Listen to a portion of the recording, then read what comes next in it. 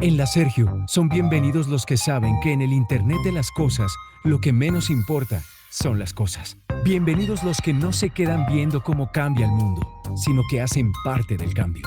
Los que creen que la revolución digital no es solo para los que siempre están en un computador, porque la verdadera revolución no son los datos, sino cómo estos mejoran la vida del hombre. Bienvenidos los que aprovechan la transformación digital de la Sergio para transformar el mundo a un mundo mejor. Bienvenidos a la educación 4.0. La Sergio, nuevos profesionales para un mundo 4.0. Universidad Sergio Arboleda, Colombia y España, donde tú sí cuentas.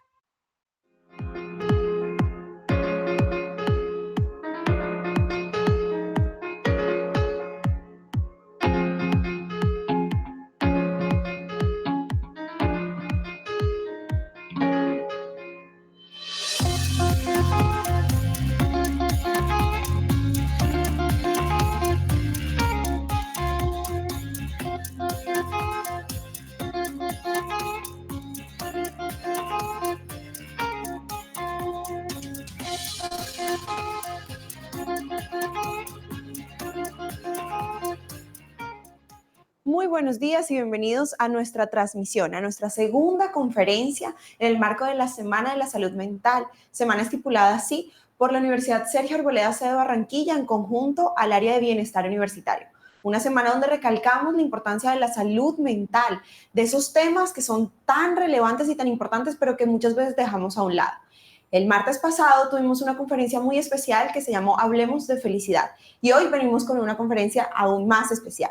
Es Mindfulness, una oportunidad para vivir el presente. Y tenemos una invitada muy especial. Ella es Ruby Gómez, es médico con especialización en psiquiatría, experta en manejo de emociones y terapia en Mindfulness, asesora en la Alta Consejería para la Convivencia del Atlántico y miembro de la Asociación Colombiana de Psiquiatría. Ruby, bienvenida y adelante.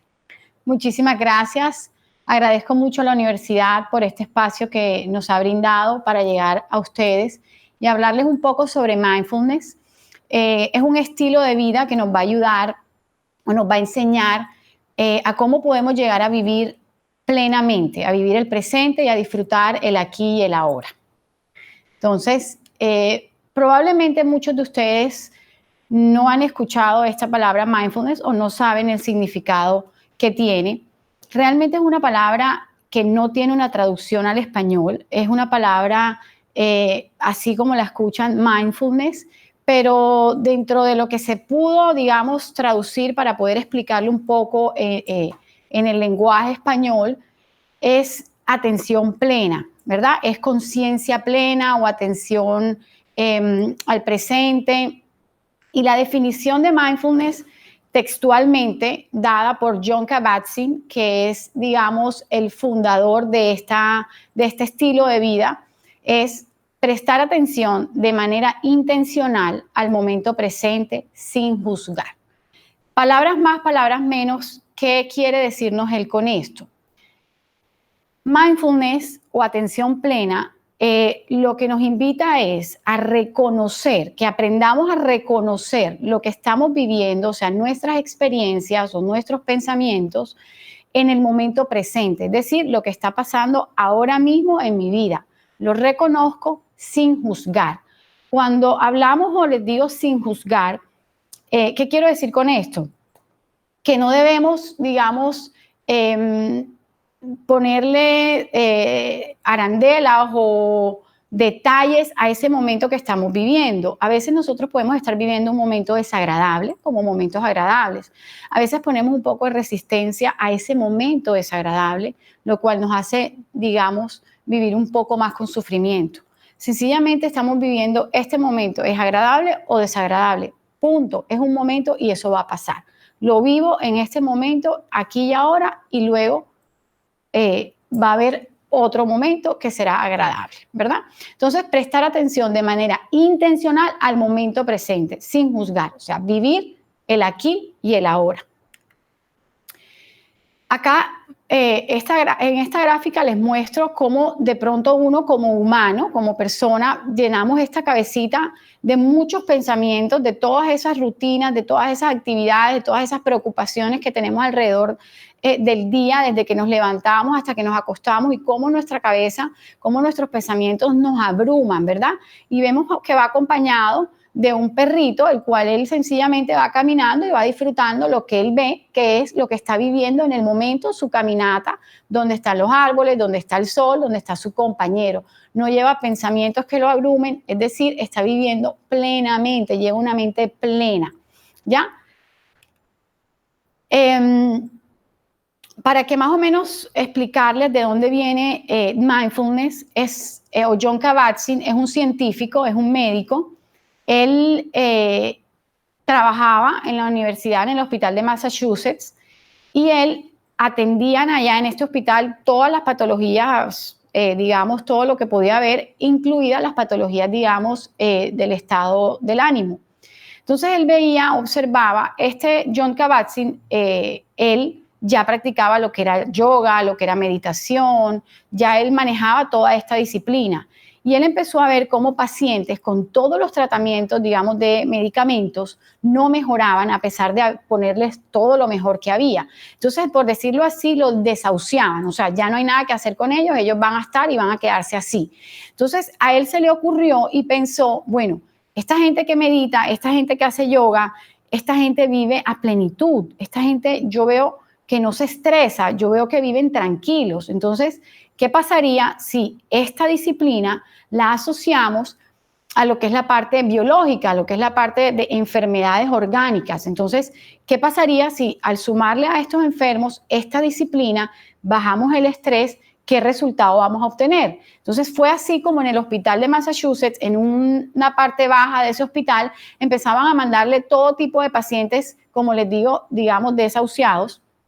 Y él empezó a practicar y a poner a experimentar esta nueva, digamos, técnica o estilo de vida en estos pacientes, viendo resultados muy óptimos. Cuando ven todos los resultados de estos pacientes, de ver cómo mejoran, de ver cómo cambian su estilo de vida, de ver cómo empiezan a vivir tranquilos y cómo empiezan a desaparecer mucha sintomatología, entonces ya en Estados Unidos, por ejemplo, lo empiezan a implementar en muchos hospitales, por ejemplo, en las cárceles.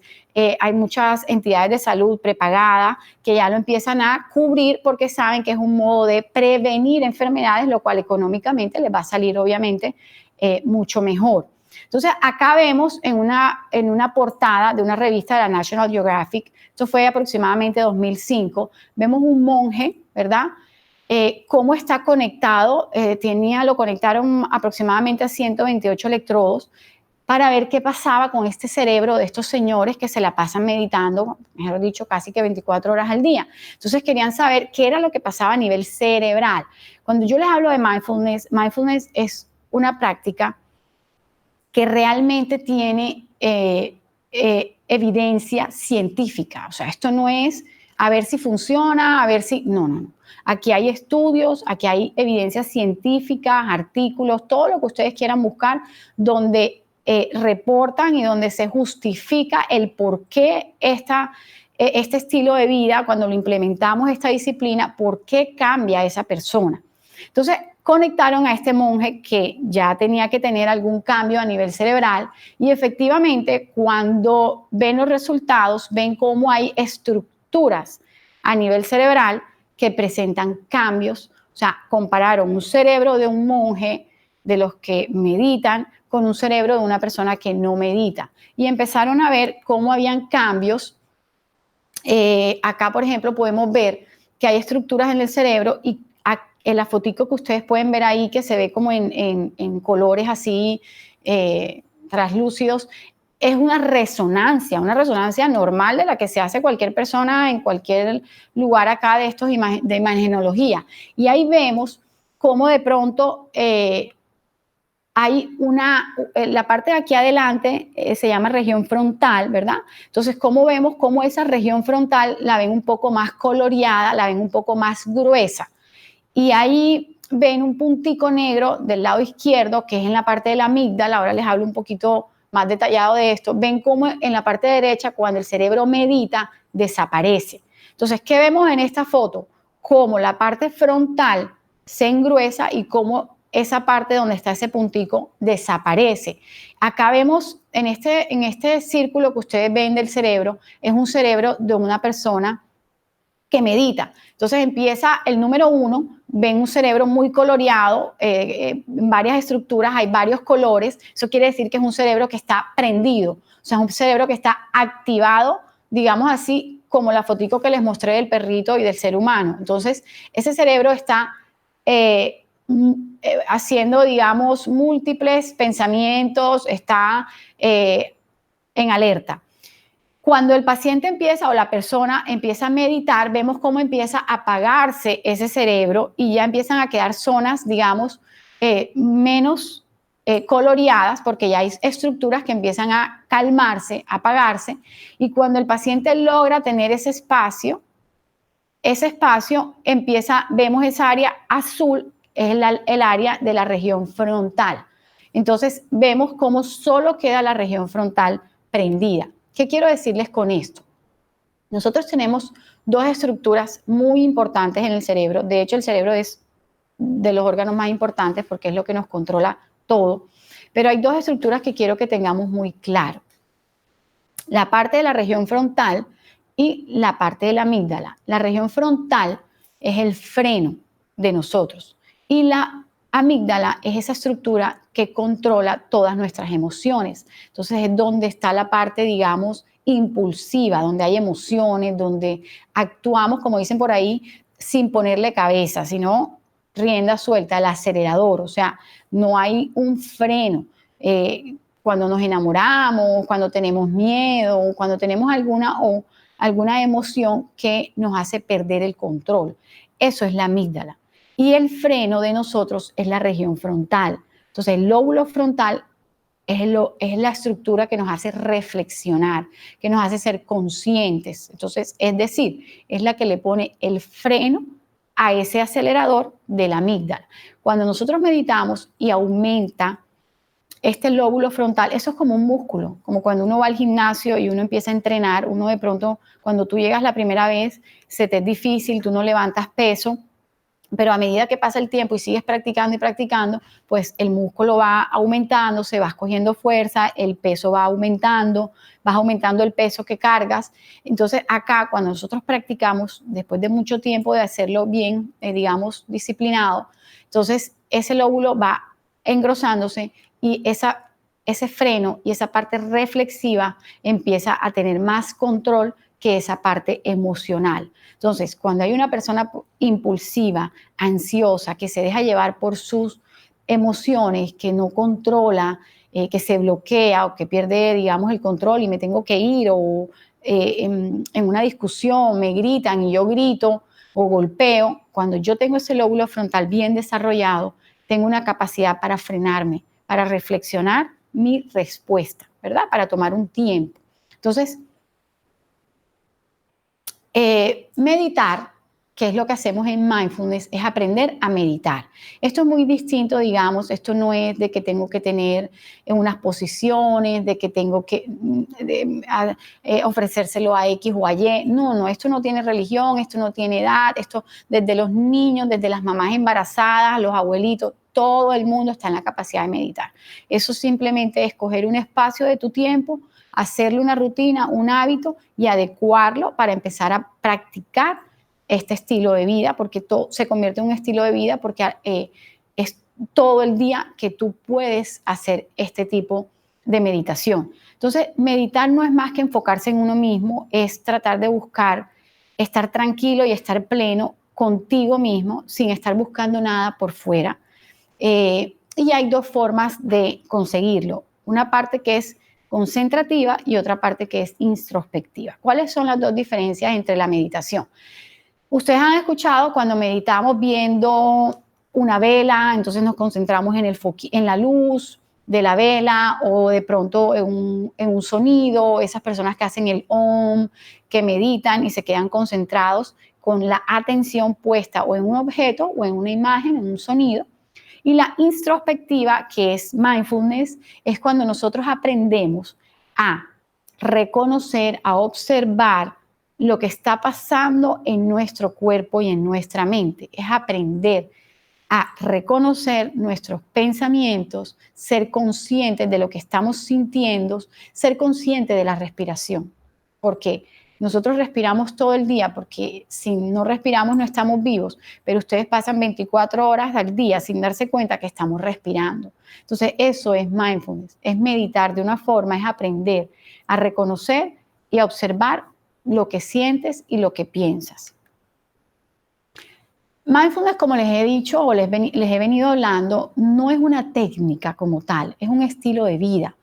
Es lograr un equilibrio entre mente, cuerpo y corazón. Entonces, es aprender a reconocer tus pensamientos, saber qué estás pensando, y los pensamientos pueden ser agradables, negativos, positivos, pero reconocerlos para de esa forma poder tener el control de tus emociones. A nosotros desde niños nos han enseñado a desarrollar la capacidad de pensar. Desde que somos niños, ustedes de pronto escuchan a algunas madres decir, pero piensa, pero tú qué harías, pero déjalo que él piense, déjalo que él solucione, ¿verdad? Esa es una forma de desarrollar esa capacidad pensante que tenemos todo el ser humano, lo cual es bueno, porque es lo que nos ayuda a desarrollar nuestra creatividad. Pero también tenemos una capacidad de ser conscientes y esa muy poco la desarrollamos desde pequeños. Entonces, cuando queremos o cuando ya somos adultos, se nos hace un poco más compleja la situación.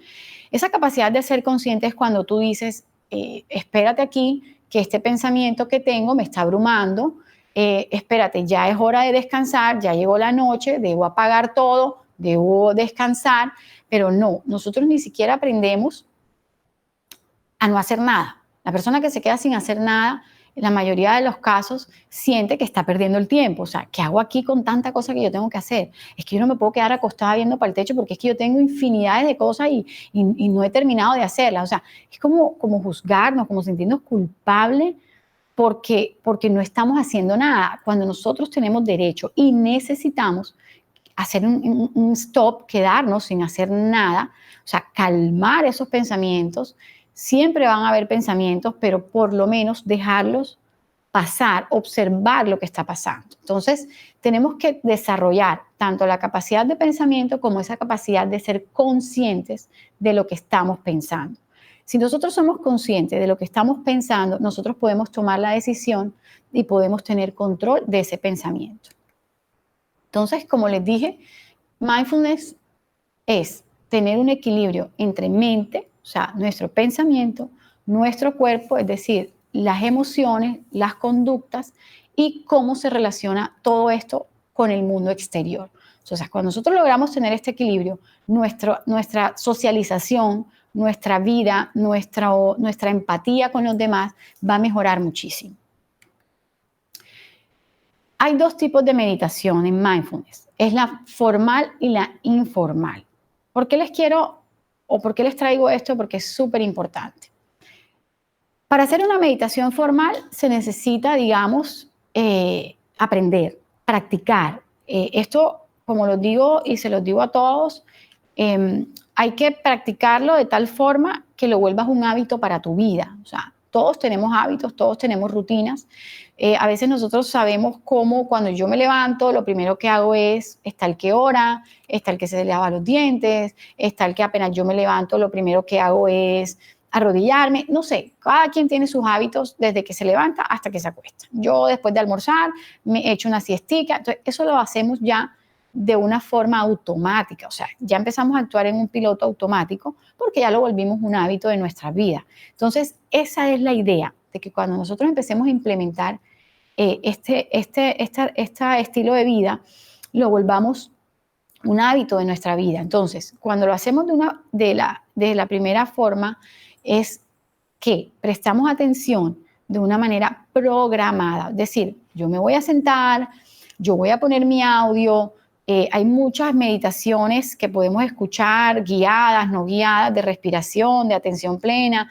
Hay muchas y eso, mejor dicho, para la próxima charla. Pero nosotros dedicamos ese tiempo, 10 minutos, 40 minutos, como les digo, hay de los que meditan 2 y 3 horas, están los que meditan 10 minutos, 45 minutos, pero ese espacio de tu día te sientas y empiezas a escuchar y a practicarlo de una manera formal. Entonces empiezas a atender tus pensamientos, tus emociones. Y la segunda, que es una forma que todos lo podemos implementar, que es una manera informal, digamos así, es cuando nosotros prestamos atención a las actividades cotidianas del día a día, o sea, lo que nosotros hacemos. Por ejemplo, a nosotros nos cepillamos los dientes. Muchas veces les ha pasado que se cepillaron los dientes y ya 2 o 3 horas llegaron al trabajo y, miércoles, ¿será que yo me cepillé los dientes?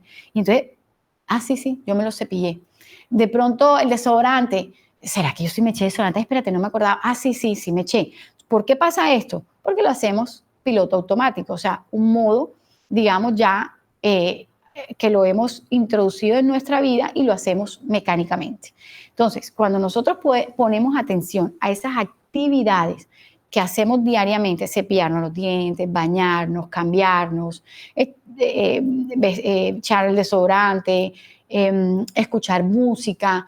Cuando nosotros hacemos esas actividades y ponemos toda la conciencia y somos conscientes de lo que estamos haciendo, es una forma de estar en el aquí y en el ahora. Eso es mindfulness. Cuando yo me cepillo los dientes y yo me quedo viendo o contando, me cepillo para arriba, me cepillo para abajo, como la musiquita que le pone uno a los niños cuando son bebés, o cuando yo me estoy duchando y yo me repaso y digo, me voy a enjabonar el brazo izquierdo, me voy a enjabonar el brazo derecho. ¿Qué pasa? Estoy viviendo el presente, me estoy bañando, pero nosotros no hacemos eso habitualmente. Nosotros lo que hacemos habitualmente es que cuando me estoy bañando, repaso la agenda del día. Entonces yo ahora tengo que salir de aquí corriendo porque tengo que llegar a la oficina. En la oficina tengo una reunión a las 8, de ahí salgo a las 10, a las 12 recojo a los niños en el colegio. O sea, no has salido del baño y tu mente, tus pensamientos ya han recorrido la mitad del día. Entonces, la mente, nuestro cuerpo, vive más de 24 horas cuando lo llevamos de esta forma. ¿Por qué? Porque el cerebro no diferencia entre un pensamiento y una realidad. Lo que tú piensas, el cerebro lo asume como una realidad. Por eso ustedes se dan cuenta cuando vemos algunas películas que nos da miedo y no podemos dormir. El cerebro no sabe que eso es una película, o cuando lloramos por el final y lloramos y no nos podemos calmar. Y tú sabes que es una película y tú sabes que ya se acabó y tú sabes que los protagonistas están felices en tu casa, pero tú estás llorando porque el cerebro lo vive como una realidad. El cerebro no diferencia. Entonces, nosotros tenemos que empezar a enseñarle y repetirnos cuando es un pensamiento y cuando no es una realidad, para evitar que esas emociones empiecen a fluir y nos desborden. Entonces, cuando yo tengo mi pensamiento en el aquí y en el ahora, en el baño, mientras me estoy bañando, mi pensamiento, mi mente no se va en otro tiempo.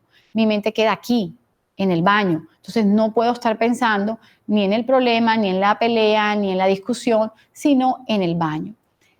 De esta forma hacemos que hay una hormona que de pronto han escuchado por ahí, que es la hormona del estrés, se llama cortisol. De esta forma, cuando nosotros empezamos a vivir el presente, el aquí y el ahora, esa hormona de ese cortisol se mantiene a unos niveles basales, a unos niveles adecuados. Nosotros necesitamos el cortisol para sobrevivir. Cuando tenemos de pronto que luchar, que huir, cuando hay una amenaza, ¿verdad? Cuando estamos en riesgo de algo. Entonces nosotros necesitamos ese cortisol para que nuestro cuerpo se prepare y nosotros poder salir y luchar. Pero cuando esa amenaza se va, cuando esa amenaza desaparece, ese cortisol debe bajar y debemos quedar en un estado basal. Pero ¿qué pasa? Que nosotros no sabemos diferenciar cuando esa amenaza se ha ido. ¿Por qué? Porque nos hemos llenado de amenazas a lo largo del día, de las 24 horas. Nuestras amenazas son nuestro trabajo, nuestras tarjetas de crédito, nuestras deudas, nuestra universidad, nuestros exámenes. Se vuelven amenazas y no sabemos diferenciar cuando ya hay que apagarse porque ya esa amenaza pasó. Entonces nos quedamos prendidos todo el tiempo y acuérdense de ese cerebro que les mostré en las primeras imágenes de un cerebro prendido. Cuando nosotros logramos reconocer que la amenaza pasó y que ya podemos estar en calma, ese cerebro empieza a apagarse. Y esa forma vamos a llegar a lograrlo tratando de vivir el aquí y el ahora. Esto no es fácil, esto es de práctica, esto es del día a día, como les digo, de volverlo rutina, de implementarlo. Como yo a veces les digo, ayúdense, materiales didácticos, peguen papelitos en el baño, en el cuarto, en la taza de café, en la pulserita, o sea, muchas cosas que nos pueden ayudar a recordar para que eso se vuelva un hábito, para que lo podamos repetir a lo largo del día. Acá hay una frase: cuanto más escaso andas de tiempo, más debes tener el profundo descanso.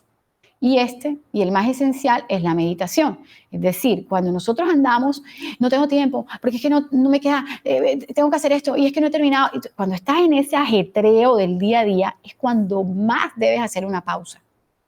No estás perdiendo tiempo. Igual vas a hacer todo, porque lo tienes que hacer, porque tienes que cumplir con tus objetivos. Pero lo vas a hacer de una forma distinta, de una forma calmada, de una forma tranquila. Y eso te va a desgastar mucho menos. Entonces, no vas a terminar tan agotado como si lo haces en ese afán con el que nosotros vivimos día tras día. Entonces, cuando ustedes se sientan muy abrumados, cuando ustedes tengan muchas cosas que hacer, eso que uno dice, no sé ni por dónde empezar de todo lo que ya yo tengo que hacer, ese es el momento en que ustedes digan, espérate, tengo que hacer un stop, tengo que hacer una pausa. Los hábitos de la mente. La mente tiene hábitos y nosotros tenemos que aprender a reconocerlos para poder trabajarlos y tener el control, para no perdernos en ese laberinto de la mente. Los pensamientos, háganse de cuenta que es como un árbol, o sea, la mente es un árbol y los pensamientos son sus ramas. Si usted no poda ese árbol nunca, esas ramas empiezan a crecer, a crecer, a crecer, a crecer hasta enredarse, ¿verdad? Se vuelve un bosque, un monte, si usted no poda la grama. Entonces, eso pasa con los pensamientos. Si yo le permito a mi mente que el pensamiento empiece a crecer, porque uno empieza pensando una cosa y cuando tú quieres ver, le diste la vuelta a ese pensamiento. Y ahí te pierdes. Si tú no sabes reconocer ese pensamiento, dejarlo ir, como uno ve las nubes, a veces vemos que hay nubes, ándale, va a llover y no llueve, y vemos cómo la nube pasa y sale el sol. De esa misma forma vivimos nosotros y vive nuestra mente y viven los pensamientos. Los pensamientos son nubes que pasan y hay que dejarlos pasar. No me puedo agarrar y quedarme con ella porque empiezo a pelear para poderla atrapar y ella no se va a querer quedar. Entonces, déjalos ir, déjalos fluir. Una mente que vaga es una mente infeliz. ¿Por qué es una mente infeliz? Cuando hablamos de una mente que vaga, es una mente que echa para adelante y para atrás, ¿verdad? Que nos estamos acordando del pasado y vivimos planificando un futuro que es un futuro incierto y que no sabemos ni lo que va a pasar, pero nosotros ya queremos tener el control de ese futuro. Esos pensamientos, cuando nosotros hablamos y tenemos pensamientos hacia un pasado, es un pensamiento que nos lleva mucho a un estado triste, a un estado depresivo. Casi siempre el pasado, por mucha felicidad que hayamos tenido en ese pasado, nos da una melancolía. Porque uno dice, ay, cuando yo era niño y yo me acuerdo que yo iba al parque, te da melancolía. Entonces, el pasado te lleva a pensamientos que te pueden generar un estado triste, depresivo. Y si no tenemos control, te deprimes. Y los pensamientos a futuro son pensamientos que te llenan de incertidumbre, de angustia, y eso lo hemos podido ver durante todo este año de la pandemia, que no sabemos qué va a pasar, que no sabemos cuándo vamos a volver, o sea, una incertidumbre todo el tiempo, y por eso hemos visto cómo se han disparado muchos casos de ansiedad, ¿verdad? Porque son pensamientos en los que no tenemos un control, en los que no sabemos qué va a pasar, en que no hay una verdad y que te genera angustia. Entonces, ¿qué es lo mejor? ¿En dónde debemos tener nuestros pensamientos? En el presente. Ya les expliqué por qué en el pasado no, por qué en el futuro tampoco, aunque a veces podamos planificar cosas, pero la mayor parte de nuestro día debemos vivir y tener nuestro pensamiento en el aquí y en el ahora. Cuando la mente solo puede estar en un tiempo y tenemos que escoger en qué tiempo lo vamos a poner. Eso es como sintonizar una emisora. A mí no me gusta esta canción y yo me voy para la otra emisora y esta tampoco, hasta que encuentras una y te quedas en esa y empiezas a cantar y la disfrutas. Eso mismo tenemos que hacer con nuestros pensamientos. Pasa a la emisora, ese pensamiento me está haciendo daño, pasa a la emisora, no lo vas a borrar, no lo vas a esconder. No, ahí está, sí, y haces conciencia de él. No, ese pensamiento me está haciendo daño y eso no es real. O yo no sé qué va a pasar y por qué me voy a preocupar ahora si eso todavía no está pasando, y pasa a la emisora. Y te quedas en ese pensamiento que te dé tranquilidad. ¿Cómo hago para pensar ese pensamiento que me da tranquilidad? No lo busques, vive el aquí y el ahora, sé consciente de tu respiración, sé consciente de tu cepillado de dientes, sé consciente del profesor que te esté hablando en la clase. Trata de no perderte. Eso no es fácil, te vas a perder, muchas veces te vas a perder, pero regrésate sin juzgar. Vuelve a donde estás en el momento presente. Entonces, la trampa, la mente nos puede tender muchas trampas y nos hace confundirnos. ¿Por qué? Por lo que les expliqué ahorita. Porque el pensamiento no es real, pero cuando nosotros hacemos ese pensamiento, nuestra mente es capaz de hacer una película y de creernos esa película. Entonces, así como nos creemos las películas que vemos en cine. Entonces, cuando tú empiezas a repetir ese pensamiento que te hace daño, tú te lo crees. Yo no soy capaz, es que yo no lo puedo hacer, es que yo no lo voy a lograr, es que yo nunca he podido, es que yo desde niño, es que yo soy así. Ese pensamiento te lo has repetido y tu mente tendió una trampa y te lo creíste y te adueñaste. Entonces, ahora, ¿qué tienes que hacer? Ese pensamiento, tú tienes que hablar y decir, esto es un pensamiento, esto no es una realidad. Yo no soy así. Háganlo, practíquenlo y se van a dar cuenta cómo cambia su vida. Experiencia propia, se los digo. O sea, yo vengo aquí y me siento a hablarles a ustedes y a todos los que les he hablado, pero porque tengo experiencia, porque lo he vivido, porque he cambiado muchos miedos, muchas inseguridades, digamos, muchas impulsividades que a veces uno responde, que uno pelea. O sea, es vivir tranquilo. Entonces, practíquenlo y se van a dar cuenta. Es hablarle a tu mente, hablarle a tus pensamientos, hacerles ver que ellos no son reales, que solo son pensamientos y que yo puedo pasar la emisora y ubicarla en el pensamiento en el que yo me quiero quedar. Yo sí puedo, yo sí lo voy a lograr. O sea, a mí me da miedo las alturas. Yo se lo digo, la gente se ríe, y hace poquito estuve en un viaje y me tiré de un trampolín altísimo y obviamente tenía miedo y la gente me gritaba, tú puedes. Y yo decía, yo puedo, si yo me puedo tirar, ¿qué va a pasar si voy a caer al mar? Y mi hija chiquita esperándome allá, me tiré. Y todo esto es por haber practicado todo esto, porque yo misma me repetía mi pensamiento, oye, pero yo puedo, pero no me va a pasar nada, pero si voy a caer en el mar, ¿qué puede ser lo peor? El sustico que siento al tirarme. Y allá fui. Y me tiré. Feliz de la vida, lo logré a mi edad. Y estar justo donde estás te llena de calma y te sana. Eso es lo que hemos venido hablando todo este tiempo. O sea, yo no tengo por qué darle ese valor o permitirle a mi mente que se me vaya a un tiempo que no es real. ¿Por qué le voy a permitir a mi mente que se me vaya a dentro de una semana, de mañana? Mejor dicho, yo no sé ni qué pasa ahorita que llegue a mi casa cuando vaya a almorzar, no tengo ni idea. Tengo la tarde llena de pacientes, yo no sé si hay 3 o 4 pacientes que me van a cancelar y me quede la tarde libre. No tengo ni idea. Entonces, ¿por qué me voy a abrumar? No tengo tiempo, tengo 5 pacientes y tengo tantas cosas que hacer. Espérate a ver qué pasa. Entonces, estar aquí y ahora, estar en el presente, te llena de calma, te ayuda a vivir pleno. Entre otras cosas, cuando nosotros vivimos el presente, como les dije, el cortisol baja. Hay un sistema, nuestro cuerpo, digamos, lo regulan unos sistemas, el simpático y el parasimpático. Ese sistema parasimpático es el que ayuda a que tu frecuencia cardíaca, o sea, tus latidos, tu taquicardia, que es la que se da cuando uno está asustado, empiece a disminuir, es la que calma, que no empieces con esa sudoración, o sea, el ritmo cardíaco, la presión arterial, todo eso llega a un estado basal. Esto es una técnica que yo les puedo aquí dejar, se la regalo para que lo hagan cuando puedan, todo el día que puedan, que es hacerlo de una manera informal. Y la técnica se llama 2 pies, 1 respiración. Lo llamó el profesor, venga a mi oficina, que necesito hablar con usted, y usted va temblando del susto porque no sabe lo que le van a decir, y ya yo me tiré el parcial, y ya yo aquí el semestre, y mi mamá, ya usted se fue hasta que lo castigaron en las vacaciones, y usted todavía no sabe ni qué le va a decir el profesor. Cuando usted sienta ese susto, para volver y estar aquí y ahora en el presente, puede aplicar esta técnica porque es mientras va caminando. Entonces, se concentra en uno de sus pies, o sea, usted se para, se concentra en su pie derecho, o sea, diga, tengo mi pie derecho, porque nosotros ni siquiera nos damos cuenta que tenemos dedos en los pies. Sienta su pie derecho, sienta su pie izquierdo, tome una respiración, pero sea consciente de esa respiración, respire, y eso a lo largo del camino lo puede ir haciendo y repitiendo varias veces. Cuando usted quiera llegar a esa oficina donde ese profesor, usted va a llegar calmado.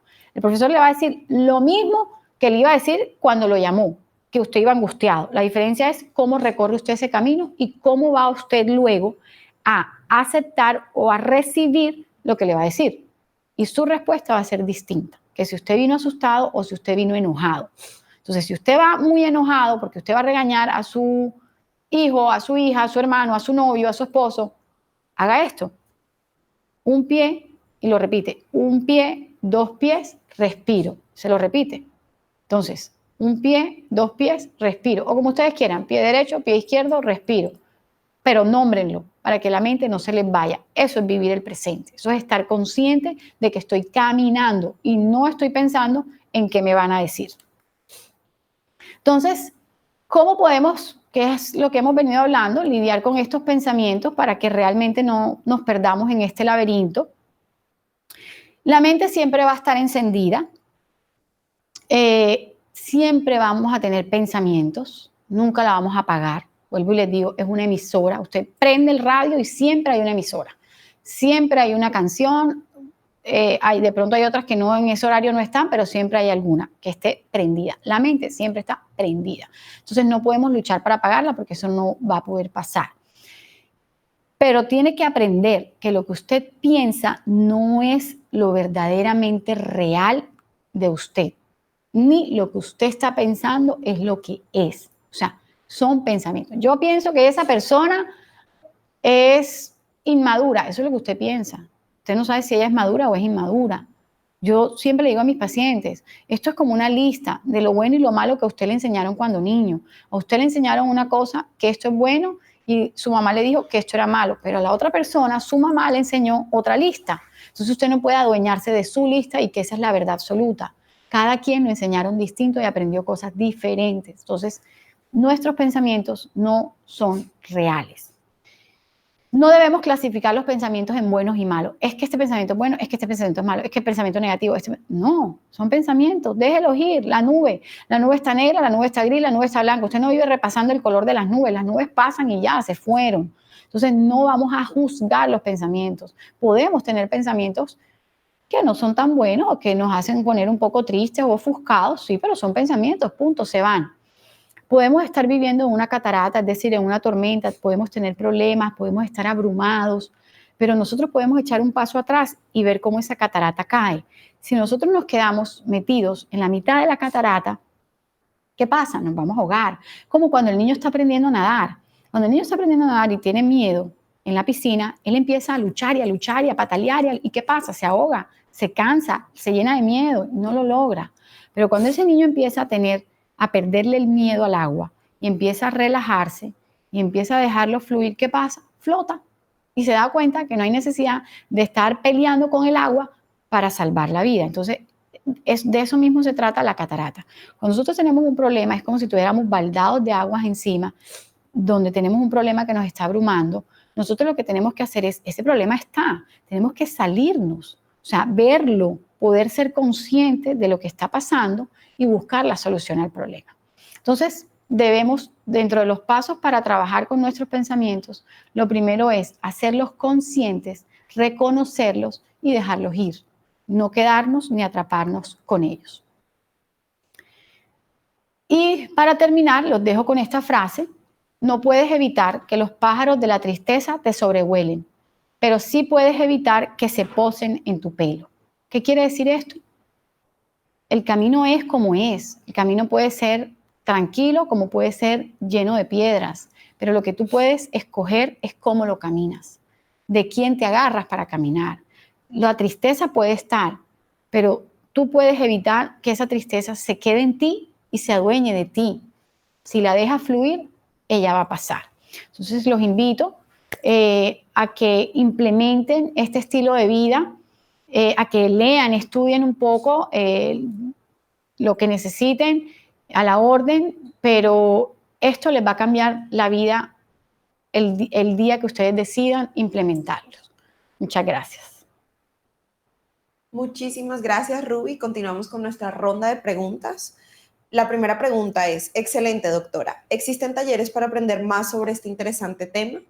Sí, claro. Hay muchos talleres, hay cursos. De hecho, esto realmente, como les hablaba de John Kabat-Zinn, él diseñó un curso de 8 semanas donde se practica o se empieza a aprender sobre este estilo de vida, mindfulness, y son 2 horas aproximadamente semanales durante 2 meses y empiezas a ver ya cambios, digamos, en la segunda o tercera semana. Hay cursos, mejor dicho, por todas partes. Ustedes, México, España, acá, yo he dictado cursos también de mindfulness. Hay profesionales que ya lo hemos hecho, que hemos tenido entrenamiento y dictamos estos talleres.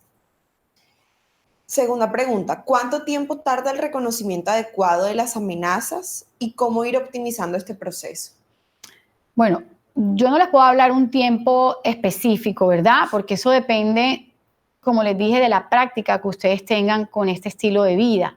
Es decir, yo puedo ir al gimnasio y tú puedes ir al gimnasio y yo no te puedo decir en cuánto tiempo voy a levantar yo 5 kilos y en cuánto vas a levantar tú 8 kilos. Depende de la disciplina que yo tenga en mi estilo de vida, lo voy a lograr, ¿verdad? Mientras más disciplinado sea, voy a ver cambios mucho más rápidos. ¿Cómo podría aplicarse esta temática para afrontar todas las dificultades que han tenido los niños pequeños asistiendo a clases de manera virtual?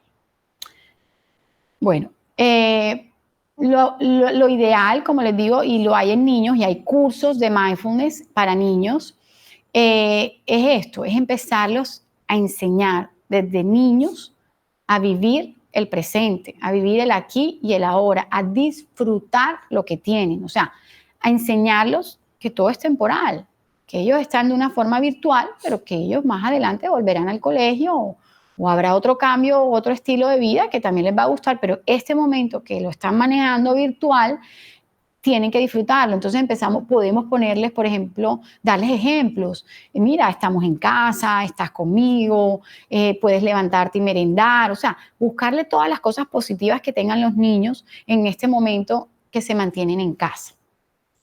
¿El coeficiente intelectual influye en la capacidad de poder hacer mindfulness?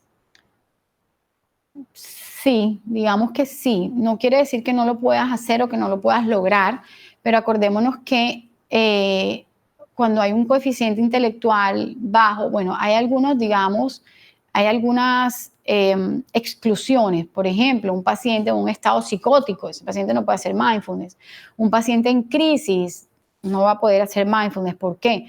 Porque para hacer mindfulness se necesita poder estar concentrados, poder estar tranquilos. Obviamente esa concentración va aumentando a medida que lo vamos practicando. Yo puedo empezar hoy y puedo que no me concentre, puedo que mi mente se fue 20 veces, pero a medida que lo practico ya no me voy 20, sino que me voy 5 y después me voy 2 y así sucesivamente. Entonces, dependiendo ese coeficiente intelectual, qué tan bajo o esa persona, qué tanta dificultad o limitación tenga en su estructura cerebral de las que hablábamos, lo va a lograr o no lo va a lograr. ¿Cómo vivir día a día en este estado?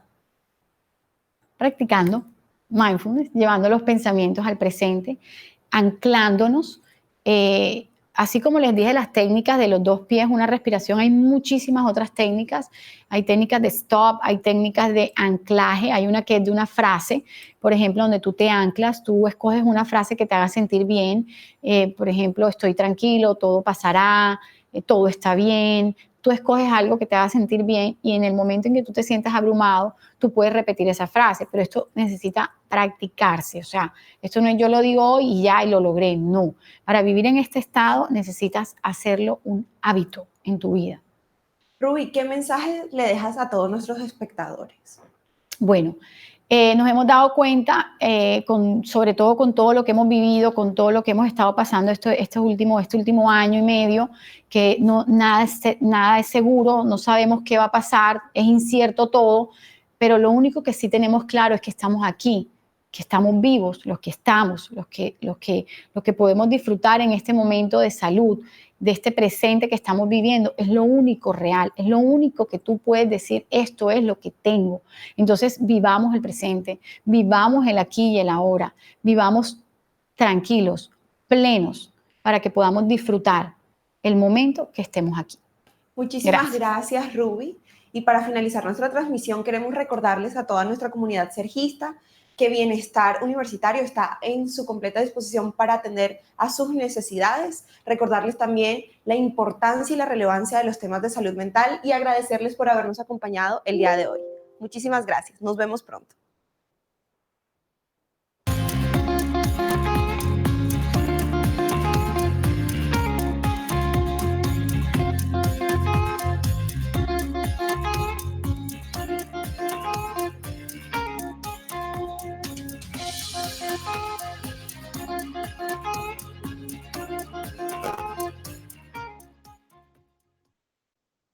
En la Sergio, son bienvenidos los que saben que en el Internet de las cosas, lo que menos importa son las cosas. Bienvenidos los que no se quedan viendo cómo cambia el mundo, sino que hacen parte del cambio. Los que creen que la revolución digital no es solo para los que siempre están en un computador, porque la verdadera revolución no son los datos, sino cómo estos mejoran la vida del hombre.